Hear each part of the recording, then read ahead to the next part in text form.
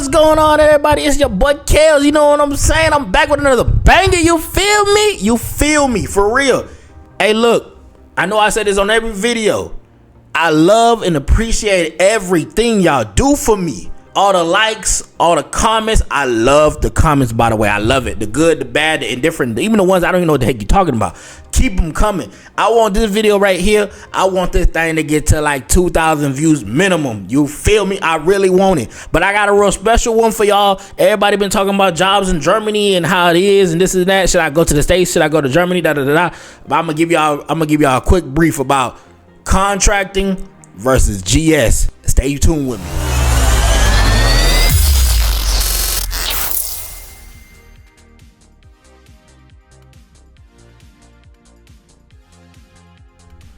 Yo, what's good? What's good? Hey, like I said, I'm talking about contracting versus GS, right? This is real near and dear to my heart because I am a contractor, right? But there's levels to this contracting thing and there's levels to this GS thing. Let's get into it, right? But y'all probably asking me, what is a GS? A GS is considered general schedule. It's a government position, and you got certain ranks in there from 1 to 15. 15 being the big dog, top dog, however you want to call them, right? And then you got the little ones, the entry levels, right? However, you got contracting on the other side, right? Contracting, you just a contractor. You either DOD contracting, you independent, you private, whatever the case might be, right? And I'm gonna break it down from the money aspect, from the stability, from how to read contracts and how everything works, right? So let's get into it. Like I said, GS, general schedule, right? They got ranks. Just remember that. It's ranks in GS from 1 to 15. You don't really usually see ones or usually see like fives or 7s. Then they skip up to 9 to 11. And then you got 12, 13, 14. And I think I hardly ever see a 15. But then you got 12s with, manager rights, 12s without, whatever the case might be, right? In the contracting world, you just a contractor, and then you got the titles. Like for me, I'm a contractor for General Dynamics, GDIT. Check it out. If you really want to come out here and do some radios and stuff like that, we all over Germany, right? And Europe. I'm gonna say that, Africa too. But we just go by job position titles. So you, for my job, you a logistics analyst, you're a supply clerk, you a radio technician, you're a Trojan, you're a what else? You a site lead, you a deputy, and then on our government side, we got a thing called a core, COR. Don't ask me what that means. It just means he or she is the face of the company, but on the government side, right? Pay is different. I'm gonna say that. Pay is very different when it comes to GS and contracting. The myth is the myth is that contractors make more money, which is true, by the way. Most contractors make more money than GS people. And shout out to all the GS people first. Before I say anything negative about them or whatever, I'm kind of biased to it because I am a contractor. I kind of want to be a GS because it's a little bit more stable, kind of, not in real world time, but before, however. But contractors, you make money, but specifically out here in Germany, you gonna get paid unless you gotta step onto this German side, which is in Germany is a rule. You either TESA, TESA, or non-TESA, NONTESA, right? Big difference, big category. So I'm gonna go on a little tangent about this right here first, because I can speak on it because it's too close and dear to my heart. TESA is basically people who got a technical attribute, a skill, right? I don't know the actual meaning of TESA. I'm not even going to front and look it up for y'all. I'm not even going to do that for y'all. But basically, they got a technical skill that nobody can do. That a local can do, right? So for us, we got radio technicians. A local national cannot do that because they don't have the security clearance. They can't get access to the classes that they need to have, which is security plus, all this other stuff.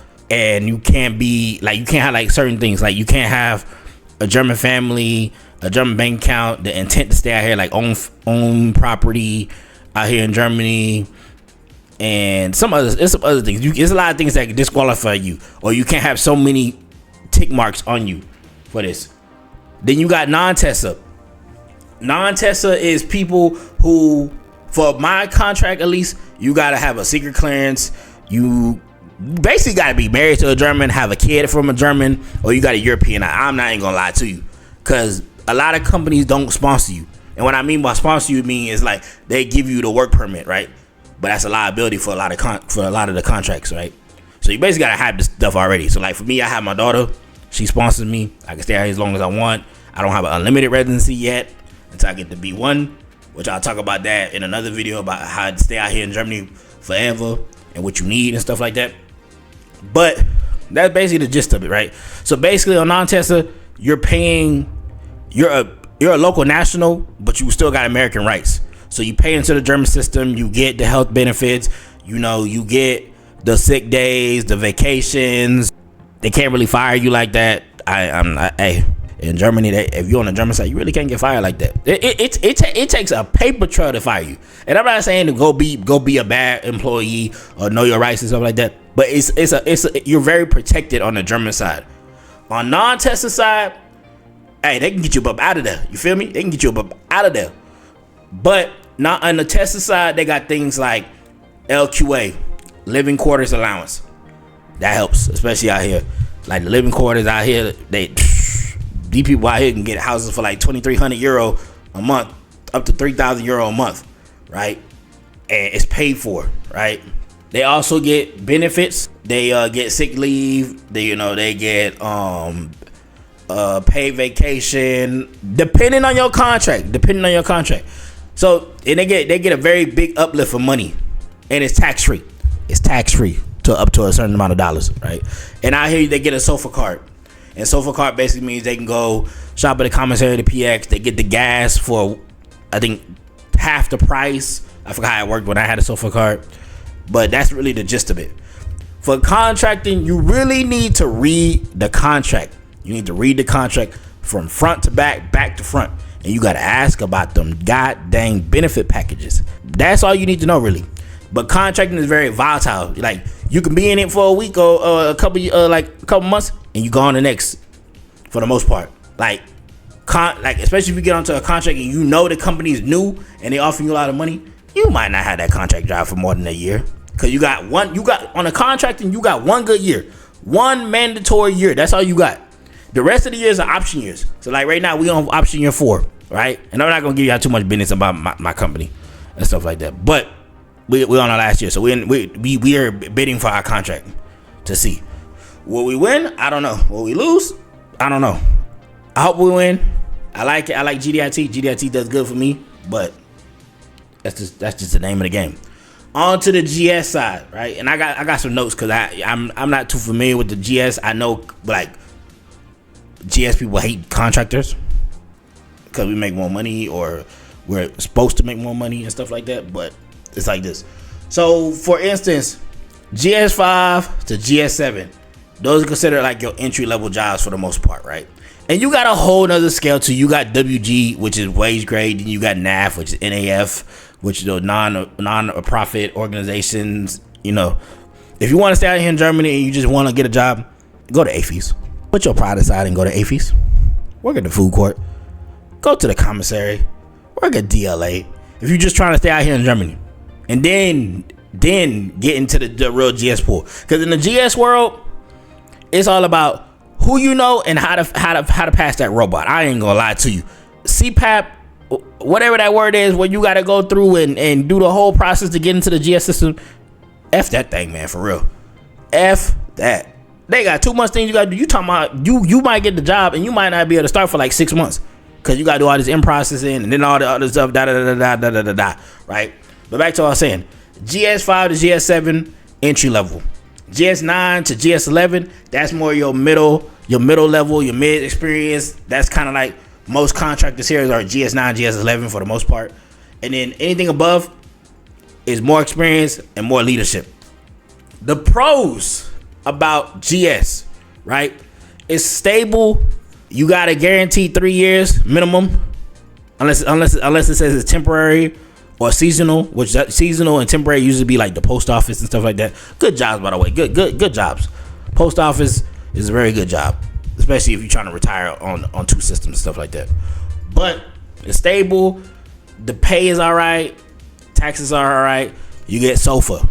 You get 3 years. They move you for the most part. And then you're in a community where you could just bounce around in the GS world. Like, once you in the GS world, you in that thing for life. Unless you want to switch over to contracting and then try to go back in. But be careful when you do that. It's rules and regulations. There's a lot of gray areas too. The bad thing about GS, the pay. If you're not a GS 11, like GS 9 step 5 or 10 or whatever case may be, because GS 11 like a GS 11 and a GS 9, let's say step 10, I don't even know if it goes that high, and a GS 11 step 1, they damn near make the same amount of money. I ain't gonna cap to you. It's like circus peanuts to me. Like to like the difference of money, like for between the two, right? But GS 11 is gonna get a QA or OHA for them. For them, it's OHA, overseas housing allowance, and GS 9 might not get it, but it all depends. However, the bad, like I said, with the bad, the pay. I ain't gonna lie to you, GS feels like more like the military. 9 times out of 10, your boss is gonna be someone in the military. You work directly for the military. Other than like contracting, you are in support of the military. So you kind of feel like more of a civilian. Like you can dress how you want to dress for the most part. GS, you got to be like more business casual. You got to be more serious. This and that. But yeah, I'm good off that. I like being a contractor. I like having my hair how I want to have it for the most part. Like wearing whatever I like to wear for the most part. And I like that money that comes to my pocket. You know what I'm saying? Because I'm telling you. But for real. Either way you want to go, GS route is good. Contracting route is good. Contracting route is kind of easier to get into if you're trying to get into the job and you're trying to get some money fast, stuff like that. GS is more for like if you're trying to build your network up, get your connections up, and do whatever. You let me know in the comments which one you rather be. Would you rather be a contractor or would you rather be a GS employee? And also drop in the comments what you would like for me to talk about. You know what I'm saying? I'll catch y'all in the next one. Peace and love, baby.